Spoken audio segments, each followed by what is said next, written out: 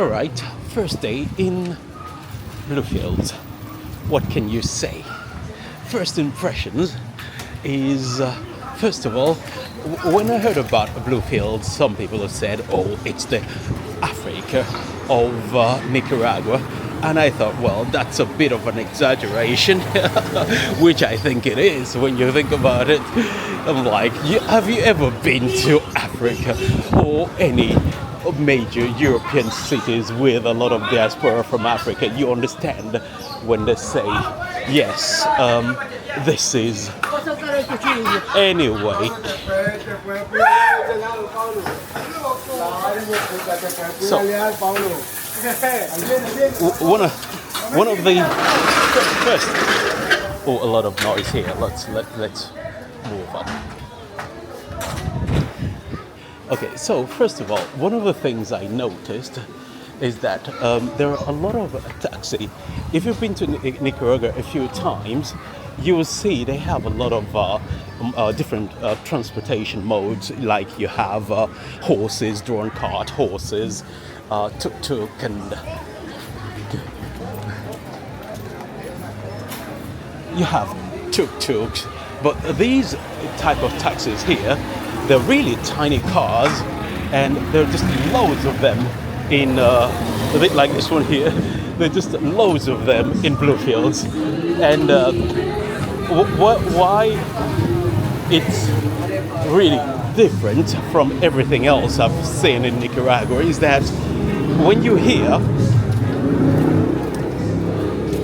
the town itself feels a bit small, because once you get into the town, you go straight and you get to the port.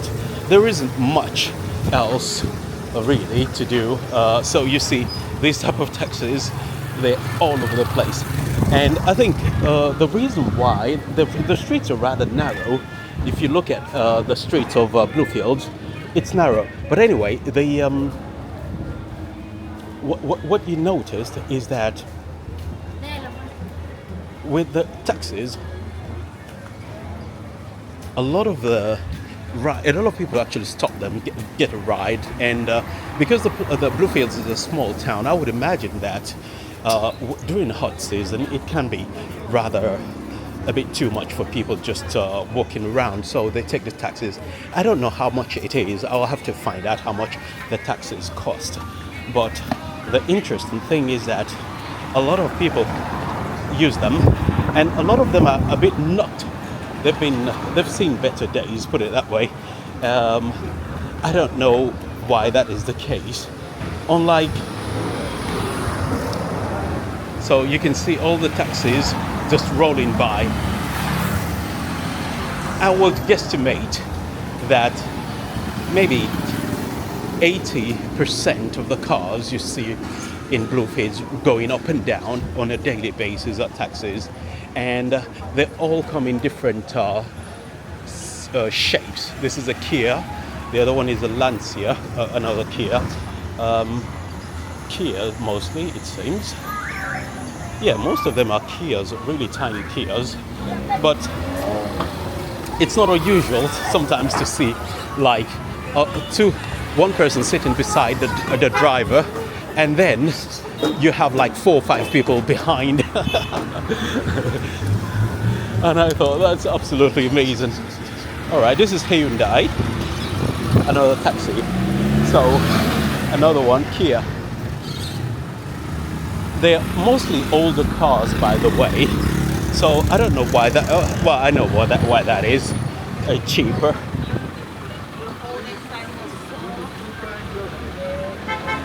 I don't think it's only just about the price being cheaper.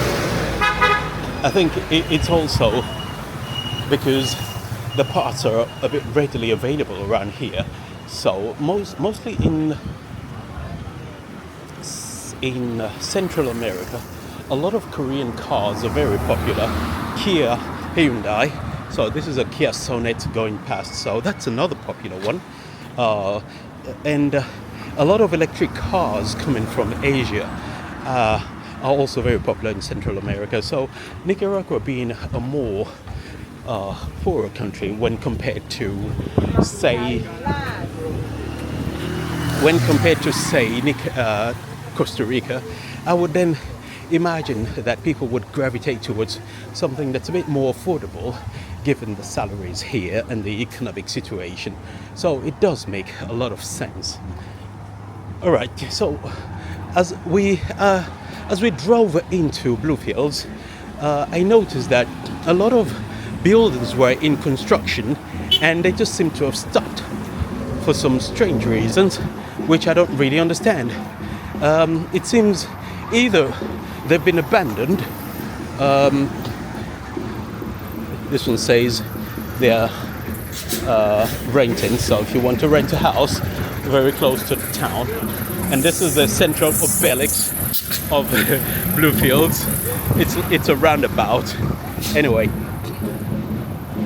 all right, so back to the story of abandoned houses.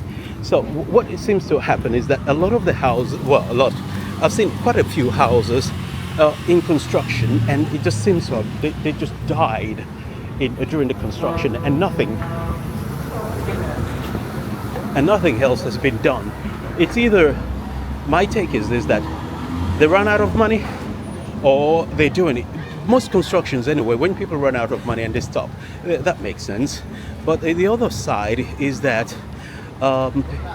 some people had projects and then the project failed. So this is something.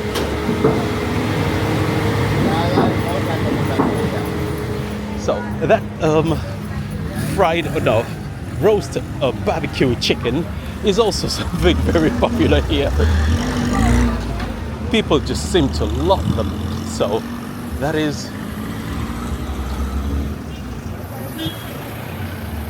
quite good. So the abandoned houses just seems either people moved away or someone died and they can no longer afford the upkeep. So that is one thing I noticed about a lot of the houses here. And I'm going to talk about something else,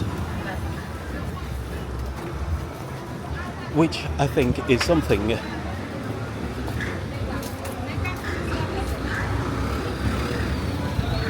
just move forward and we'll continue the story.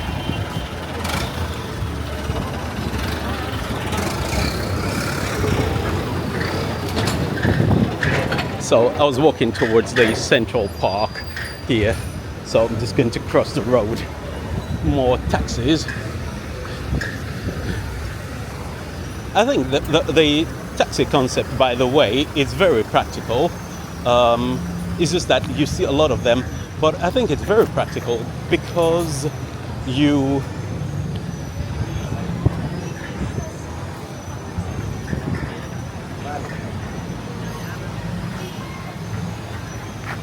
So anyway, this is the Central Park of Bluefield, and there's a monument to the struggle of the people here.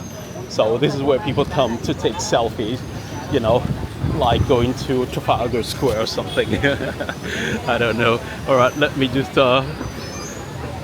do a take of this here. A quick zoom here. So if you look at the Central Park, this is something I was just going to say. You see people of different shades of colors, and that's due to the history of Bluefields here.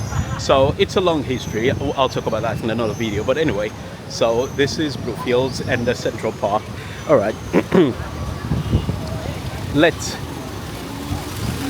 It's a very windy day, so let's see. Get sick.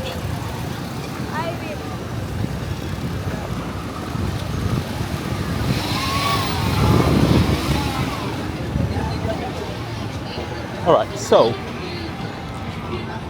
the first impression is that there are a lot of cars, taxis, so I think that's fine. Now, the other impression is, I'm going to talk about is someone mentioned the issue of culture and how culture plays a role in the maintenance of buildings. For example, in Western culture, in Western Europe, you get a lot of people with buildings that are 300, 400 year old. It is part of the institution, and they do everything to keep it. And if it burns down, they restore it. Think, for example, the massive church, Catholic church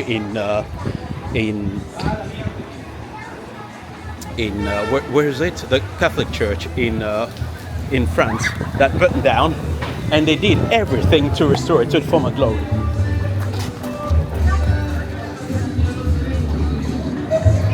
So people playing pool here. Okay, let's go. Okay, so back to the culture and the importance of that.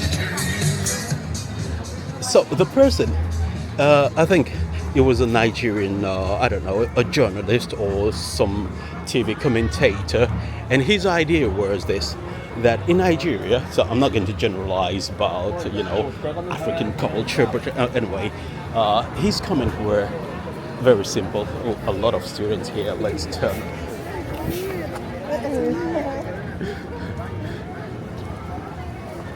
All right, so he said in the culture, they have the culture of building, but he said what Nigeria was lacking was the culture of maintenance. And he explained that a lot of the things you see in Europe where people build things and then they maintain it. Even you've got council houses, you go to South London or North London, anywhere, Camden, you've got a lot of council houses, but there's still reserved budget for all those, even if they're in rundown state. But he said, when you compare that to what you see in a lot of African countries, that they build a house and they just, we've got the house now, and they just stay there, and that's it. No maintenance, no budget. And I think there was a YouTube video also talked about that, the fact that a lot of the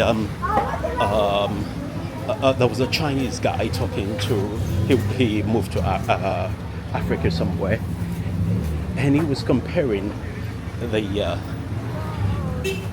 independence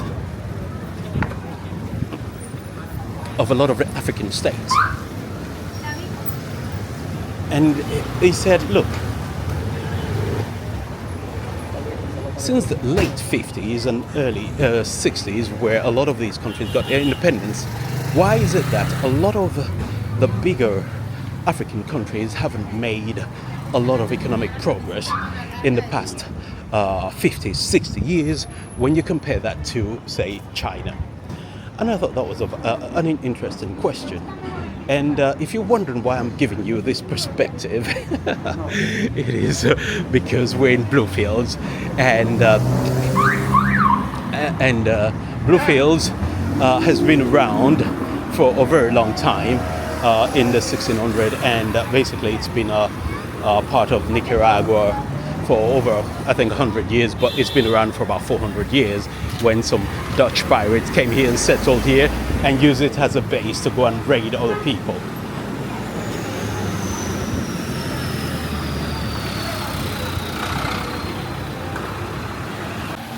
All right, so, and the reason why, when you compare that to Bluefields, is this: the amount of time that they've been part of Nicaragua, or or the whole story, and the progress here, you seem to be seeing something I would classify as almost saying urban decay in Bluefields.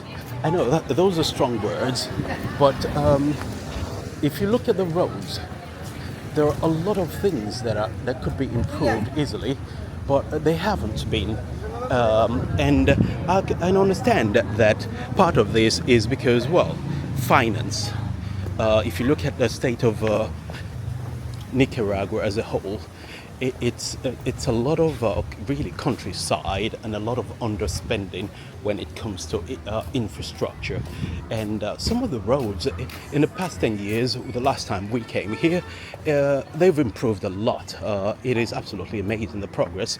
It's also a little bit expensive, you know. That's what progress gives you. But so what some of the things you see is that you don't get the same level of maintenance that you get in.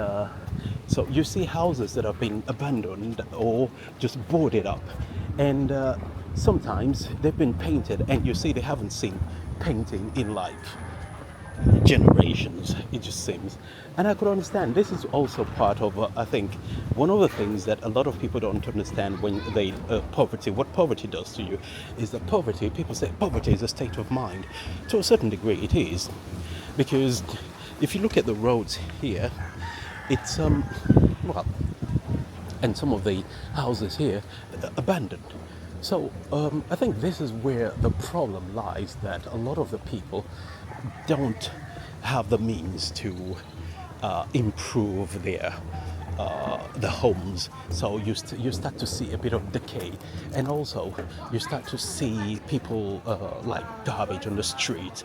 But the place is a seaside resort, and it has a lot of potential, but unfortunately not the means to repair anything, and I think that's a shame. But anyway, so this is one of the things. Okay, this is an observation.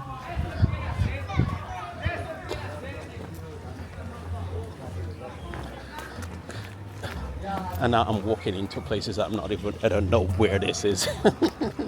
Get kicked out in a minute. But anyway, let's keep going. So, and I think there are two problems. This, I would say it's linked to this. So if you can see from here, one of the things, these are kids playing football. And I'm surprised actually, and the reason why I'm surprised they're playing football is that the national sport here is baseball. Everyone likes baseball here.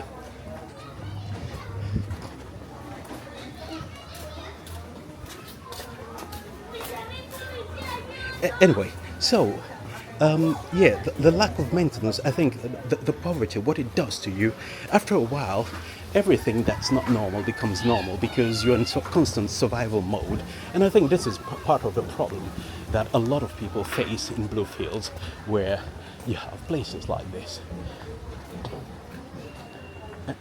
And the waterway here, I think it's got potential, but it's just... Hello.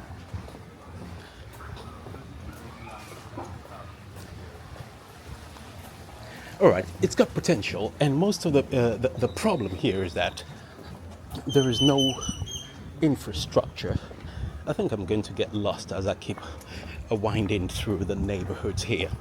But anyway, so that is one thing, and that is, well, I would say the taxes being used, smaller taxes, because of lack of economical means, and then you have sort of urban decay due to,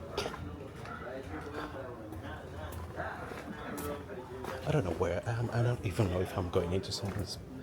Okay, I think this is someone else's home. Let me go back to the main street.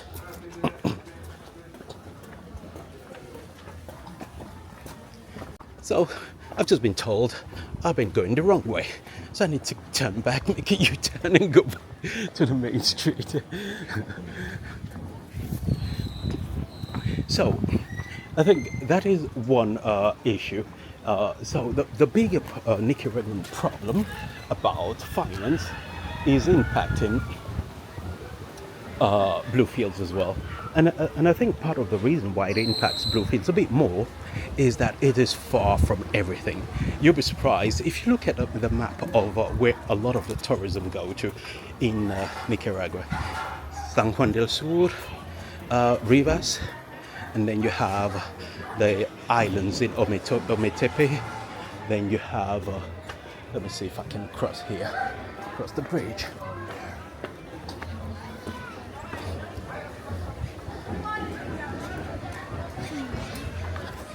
The story. I've just been guided, finding a way to get out of here. But anyway,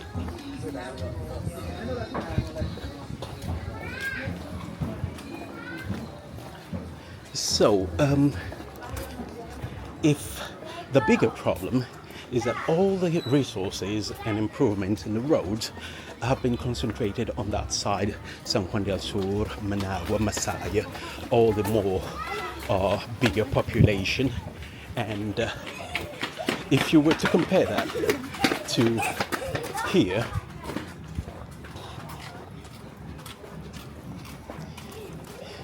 to get from, I think it's about 6 to 7 hours drive if you're coming from, say, Granada to get to Bluefields. That's how far away it is. It is just absolutely on the other side. And in between, there's almost nothing. I mean, absolutely nothing. Just fields and fields of, I don't know, plantation, little small villages, and a lot of cattle rearing area and milk production. That's it. So that is one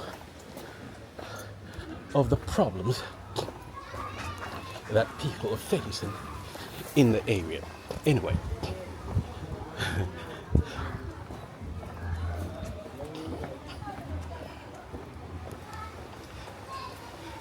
Now I'm concentrating on how to get out of here. So I just get the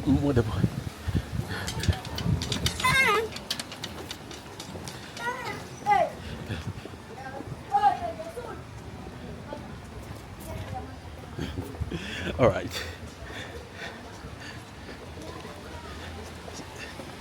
All right. So the a lot of the resources. And being too remote, almost similar to what you see in, say, in the UK, where London gets a lot of resources because, well, it's got a higher population. A lot of the lawmakers and influential people are in London. So what else do you expect? So I think the same thing is happening to Bluefields, where a lot more population in Managua and all the more tourist side. And the fact that Bluefields is like far away from far from everything, I would imagine that development and tourism would be very hard here because it's just not that feasible. So it's just one of those things. And back to life. Now, another thing you noticed, talking about the first impressions of Bluefields. Here you have the white cross instead of the red one, which is something you normally see in most other countries, like in Costa Rica you have the red cross as well. But here they decided they were just going to go rogue. We call it white cross because we're trying to save life. Red means blood. I don't know, I'm just guessing here.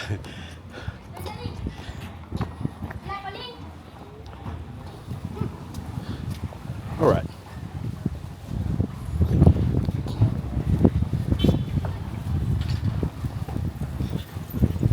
So the more you look at some of the issues facing Bluefields, the more you realize it's not just the remote location. I think doesn't help. That's my take on it. I think being in this remote location just makes it a bit harder to get more people to invest, and also it is out of the way. And I think that is one of those things that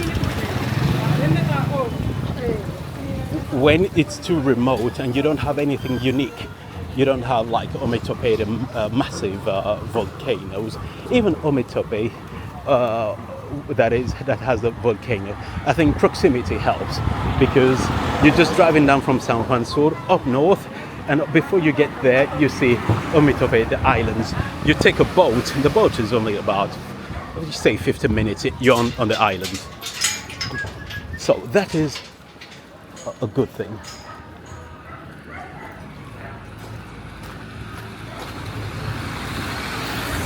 All right, so back to the story of this island. I checked the population. I was surprised that it was this big anyway. I think in the 50,000 or so. This is another thing. You see, wastewater usage is not properly cleaned here. So you have these canals flowing directly into the sea.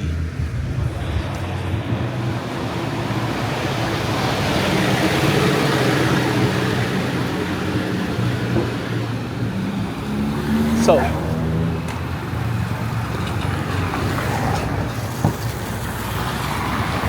as you can see, this house here, for example, seems to be abandoned, and that is something. And another one here in front is also abandoned.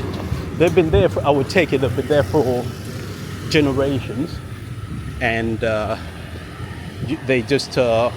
I don't know why they've been abandoned really, but there are quite a few of those, which I think is rather strange.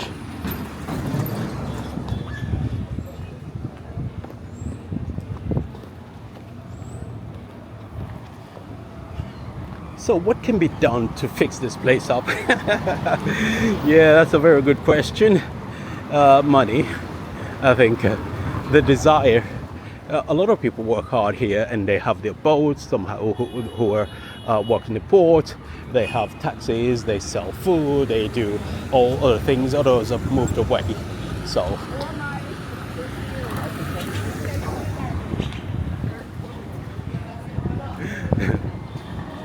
So. Yeah, I think if they're able to, I don't understand how they're going to get more funding, because one of the cool things that would have been great is to have private investment come in here and regenerate things and cause a bit more problems than fix some. Just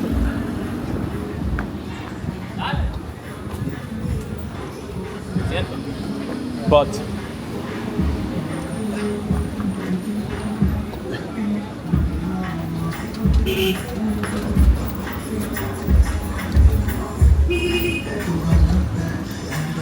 personally, I think the biggest problem is the distance. How remote this place is means everything you try to invest will cost you more. Driving here, there's an airport, by the way, but very few people use it, and almost similar to the airport in Ometope Island that used to be functional. But the idea was that we build the airport, more people would come, private investors will come, and people would use the airport. You fly from Managua or all parts of the country to get to Ometope Islands, and apparently that worked for a while, and then it stopped working. So, what's next? I think the next thing, there's an airport here, and you can take a flight from here to the Corn Islands, and that's supposed to be nice. If you go by boat, which will be cheaper, so that's a 6 hours boat ride. It just sounds a bit painful. Yeah, this is another boarded up. I don't know if it was a house or store before. Looking behind it, seems empty. Let me get a quick look. Yeah, empty. So, it's just one of those things.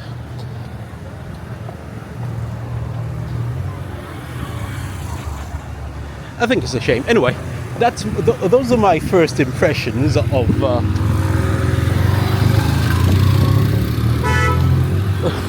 those are my first impressions of Bluefields.